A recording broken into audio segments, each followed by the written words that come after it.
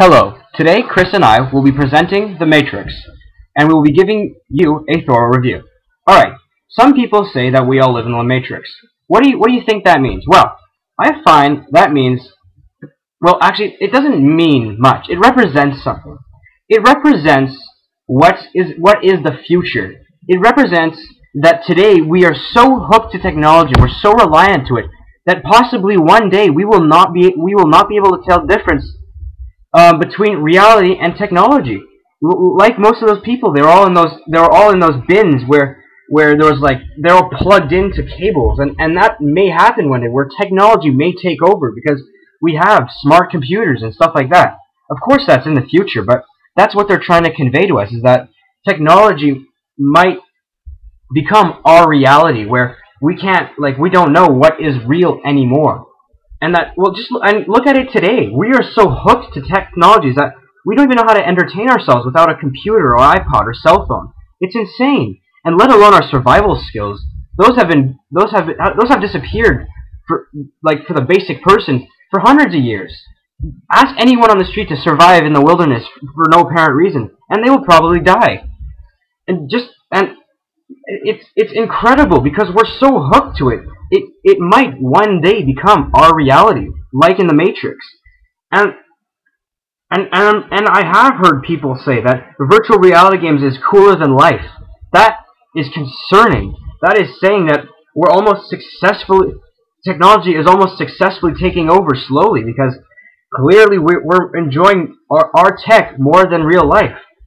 Now, alright, so what is science fiction? Which is this kind of movie. Science fiction is a kind of movie that depicts the future. It tells us, it's our ideas, obviously, but our predictions of what's going to happen. Usually it has non-realistic ideas and concepts, such as laser guns, spaceships. In this case, defying physics, a destroyed world, just all that, alien robots, all futuristic ideas that may happen one day. I mean, we already have robots that imitate humans, so who knows where it might lead to. But that's what science fiction does. It basically depicts the future. And bullet time. One of by far the coolest effect in this film. What is bullet time? Alright, bullet time is developed by the Wachowski brothers for this movie. Bullet time is where they control time and the speed of the frame. What happens, I'll give you an example. When Trinity did the jump kick, they used bullet time, because she kicked up, they slowed down the caption, the scene, and they twisted the camera around her. And this let us portray her at a 360-degree angle, which was really cool. And same thing with the bullets.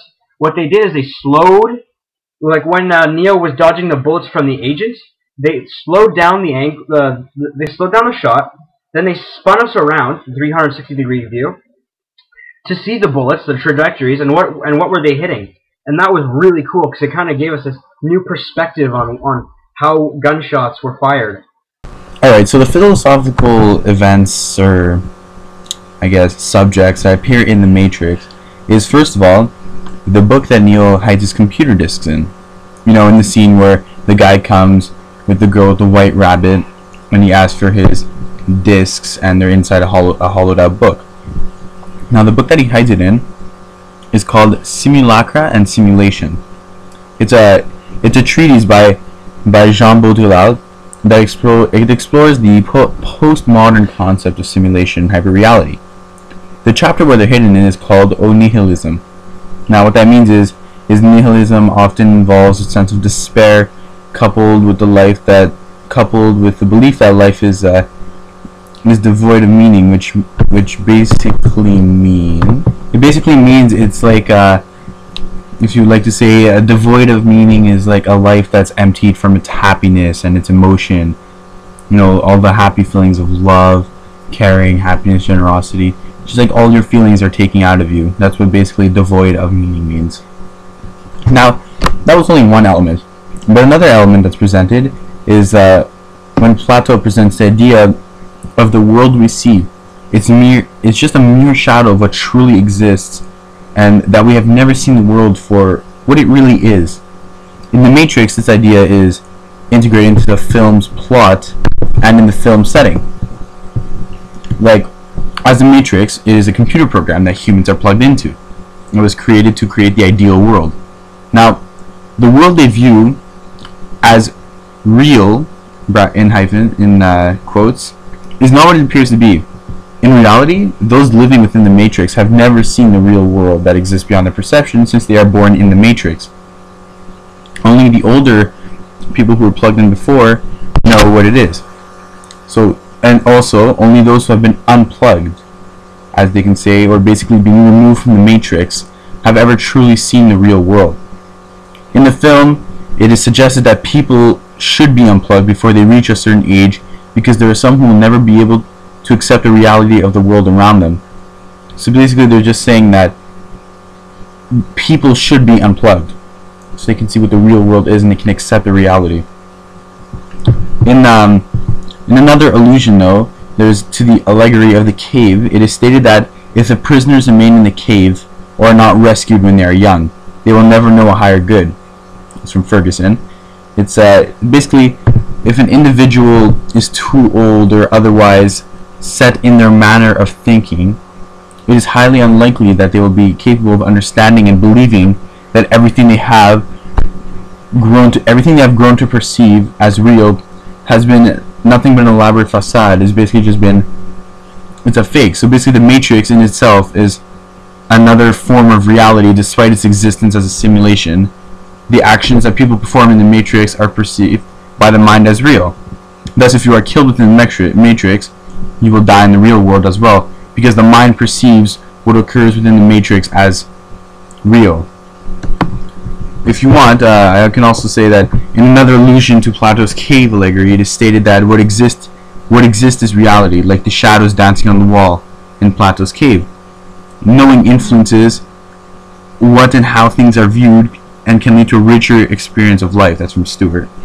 The mind views the actions taking place within the Matrix as real, and despite the fact that the characters have the ability to bend the laws of physics, perform superhuman feats, superhuman actions, like when they're dodging bullets and running on walls, because they know that the Matrix is simulation, they cannot defy the mind's perception of personal injury or death. So yeah, that was just a couple of the philosophical items. Thank you. Alright, to conclude, it was a great movie. We both agree it was a great movie for a couple of reasons. First off, it was action-packed. It really did not lack any boring scenes. Those were non-existent. Second of all, location. It was crazy to see where they went to get all these scenes, from the metro station to the top of skyscrapers. It was wild. Storyline was original. It was like Shawshank Redemption. Well-rounded, well-balanced between action and dialogue. So it wasn't like a Hollywood movie where you'd have tons of action, little dialogue, and it was stupid dialogue. It was really well thought out, I found. It was truly a great movie. Also, another good reason why this movie was just that awesome is that the characters really suited the roles that they were given. Neo really had this cold look to him, which really kind of suited his cold-like character. I mean, he was warm at times, but it was more a cold movie, if you will. Had a feel to it. So did Trinity. She was a tough assassin who lacked emotion. Pretty much that whole gang in the ship was like that, and we both agree that that's why this movie was just that great, because it was well balanced. Thank you.